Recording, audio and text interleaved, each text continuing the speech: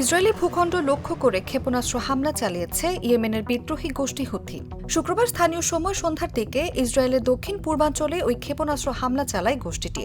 তবে হামলায় তাৎক্ষণিকভাবে কোনো ক্ষয়ক্ষতি কিংবা হতাহতের তথ্য পাওয়া যায়নি।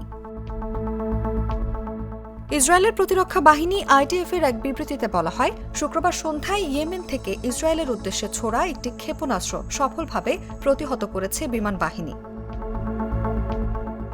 যদিও ইসরায়েলি জরুরি সেবা সংস্থা ম্যাগন ডেভিড অ্যাডাম জানান, হুতিদের ছোড়া ওই ক্ষেপণাস্ত্র কোনো লক্ষ্যবস্তুতে আঘাত হানেনি। এমনকি এই ঘটনায় হতাহতের কোনো খবর পাওয়া যায়নি।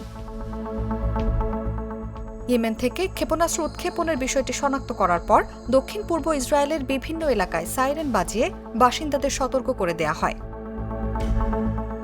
নিউজ ডেস্ক, জাগো নিউজ।